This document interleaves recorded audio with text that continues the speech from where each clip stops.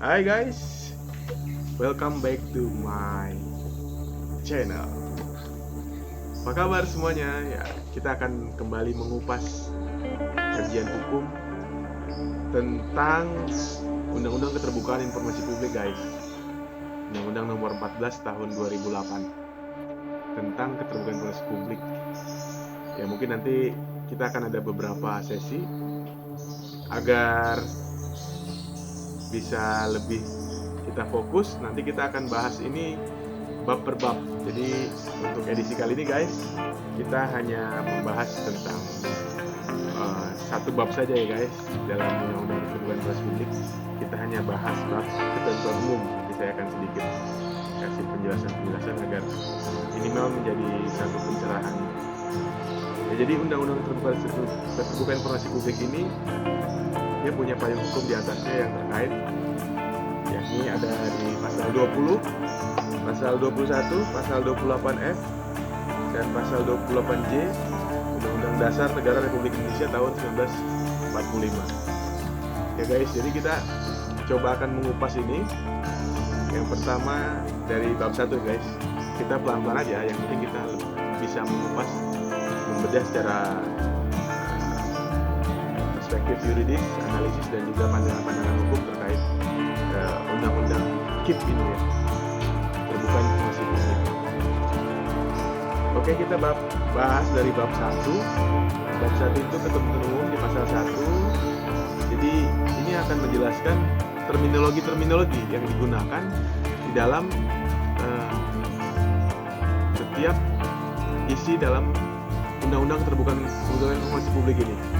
Yang pertama adalah informasi. Ya, informasi itu adalah keterangan, pernyataan, gagasan, dan tanda-tanda yang mengandung nilai, makna, dan pesan, baik data, fakta, maupun penjelasannya yang dapat dilihat, didengar, dan dibaca, yang disajikan dalam berbagai kemasan dan format sesuai dengan perkembangan teknologi informasi dan komunikasi secara elektronik ataupun non-elektronik. Jadi itu yang disebut dengan informasi. Jadi nanti kalau di pasal-pasal berikutnya ada yang disebut informasi, kita nggak usah lagi meredefinisi atau kita bingung terminologinya harus dilihat di undang-undang mana. Ya terminologinya kita lihat di bab 1 ketentuan umum ini tentang informasi. Oke ya guys, saya lanjut. Yang kedua mungkin di undang-undang ini akan banyak yang disebut dengan informasi publik ya. Jadi kalau terminologinya informasi publik adalah informasi yang dihasilkan, disimpan, dikelola, dikirim, dan atau diterima oleh suatu badan publik yang berkaitan dengan penyelenggara dan penyelenggaraan negara dan atau penyelenggaraan dan penyelenggaraan badan publik lainnya yang sesuai dengan undang-undang ini, serta informasi lain yang berkaitan dengan kepentingan publik.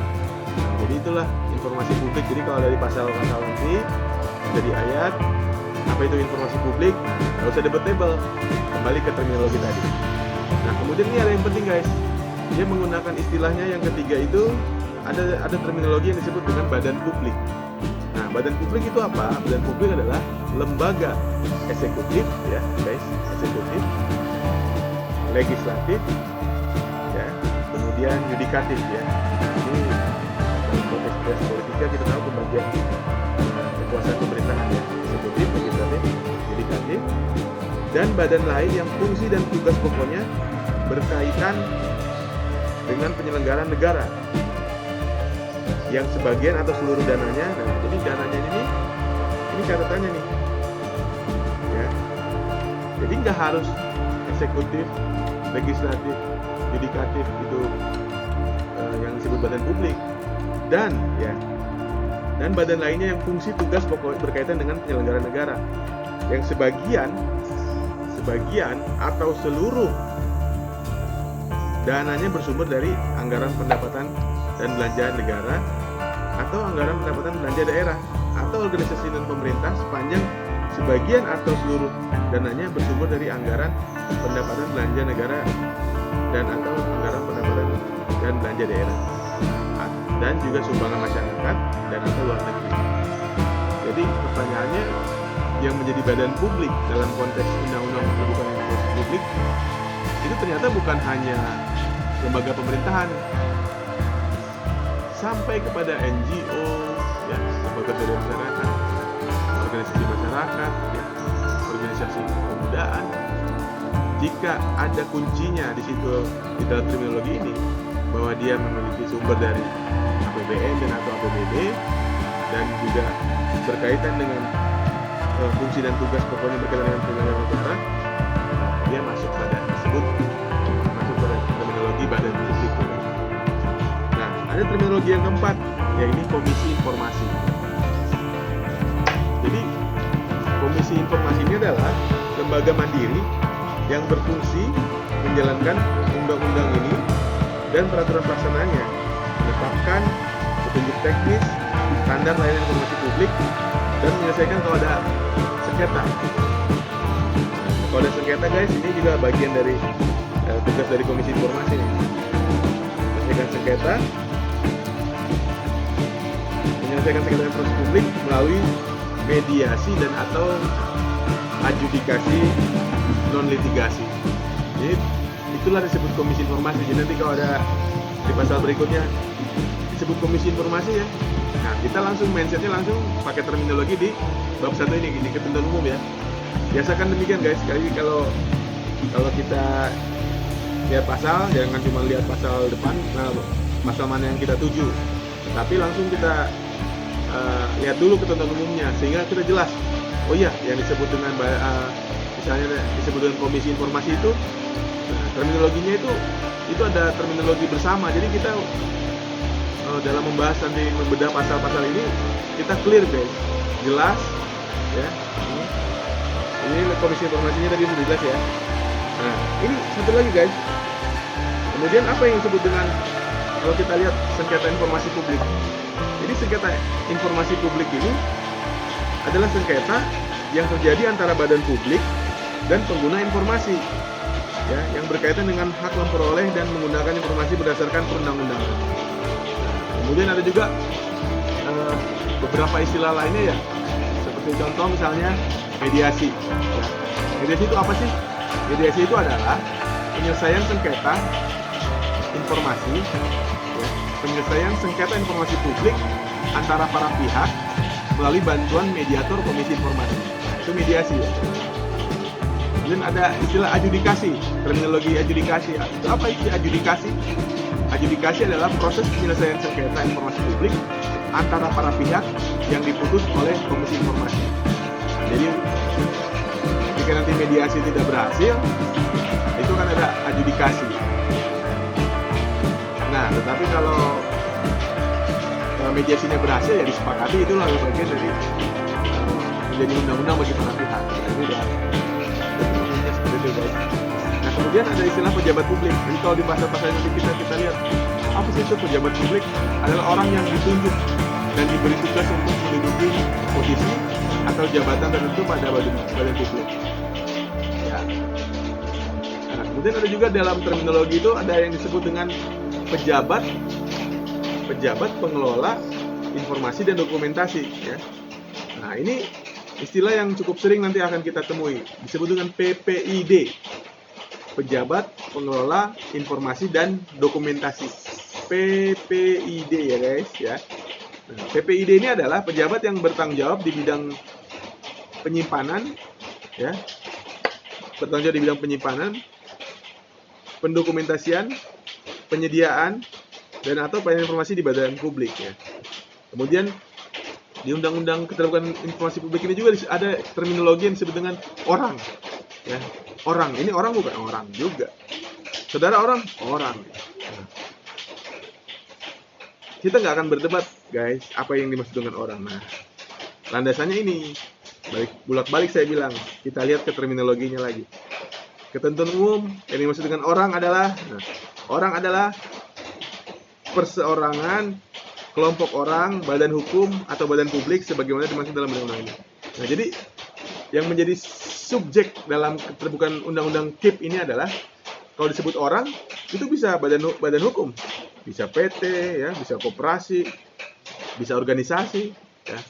Itu wujudnya itu disebut secara umum disebut orang. Itu sudah menunjuk pada subjek dalam undang-undang KIP itu. Oke. Nah, satu lagi ada juga yang disebut dengan pengguna informasi. Pengguna informasi publik adalah orang yang menggunakan informasi publik sebagaimana diatur dalam undang-undang ini. Jadi kalau ada masyarakat ingin menggunakan informasi publik, contoh ada suatu LSM penegakan hukum yang kerjanya memberantas korupsi misalnya. Dia ingin tahu sampai di mana proses penegakan hukum tindak pidana korupsi yang sudah sampai tahap penyidikan, tapi kok nggak ada kabarnya, guys. Ya. Jadi dalam Undang-Undang Keterbukaan Informasi Publik yang disebut dengan SP3 itu ternyata milik publik loh. Jadi boleh diminta, ya. Nah, kalau kita nggak kupas ini, kita nggak tahu nih. Para pengguna informasi publik, jangan-jangan dalam mindsetnya berpikir SP3 itu, surat penghentian penyidikan perkara itu, hal yang privat dan tidak boleh diketahui masyarakat atau rahasia. Salah, guys. Itu bagian dari informasi publik yang dibuka. Nah, nanti kita pelajari lebih lanjut lah, mana yang dibuka, mana yang dikecualikan. Tapi itu contohnya ya. Ini untuk para pengguna informasi publik nih. Ya, jadi adalah orang yang menggunakan informasi publik sebagaimana diatur dalam undang-undang ini. Nah, yang terakhir nih dalam terminologinya ada yang disebut dengan permohonan informasi publik. Nah, pemohon informasi publik. Pemohon informasi publik itu adalah warga negara dan atau badan hukum Indonesia yang mengajukan permintaan informasi publik sebagaimana diatur dalam undang-undang ini. Nah, itu disebut pemohon informasi publik. Jadi warga negara dan atau badan hukum Indonesia yang mengajukan permintaan informasi publik sebagaimana diatur dalam undang-undang ini. Jadi kita kalau dalam undang-undang KIP kita melihat badan publik itu terminologinya tidak sekedar bahwa itu adalah harus perusahaan, harus organisasi, enggak. Karena badan publik itu adalah termasuk di salah satunya adalah ya disebut adalah warga negara. Jadi pribadi orang atau disebut warga negara itu adalah badan publik. Ya, itu adalah pemohon informasi publik. Ya, jadi pemohon informasi publik. Ya, jadi pemohon itu nggak harus atas nama organisasi, nggak harus atas nama perusahaan atau PT, CV, koperasi, badan hukum koperasi atau organisasi. Ya. Ya, pemohon itu bisa warga negara ya dan atau badan hukum Indonesia yang mengajukan permintaan informasi publik sebagaimana diatur dalam undang-undang ini. Jadi itu guys yang kita coba bahas di dalam Ketentuan Umum bab 1 Undang-Undang Nomor 14 Tahun 2008 tentang Keterbukaan Informasi Publik. Mudah-mudahan ini sedikit berikan pencerahan agar bisa kita melanjutkan nanti pada waktu yang akan datang. Kita akan bahas bab kedua, asas dan tujuan dalam Undang-Undang Keterbukaan Informasi Publik. Salam cerdas, mari tegakkan hukum. Wassalamualaikum warahmatullahi wabarakatuh. Salam, Om Santi Santi Om, Namo Buddhaya, Wedidong Tian. Bye-bye.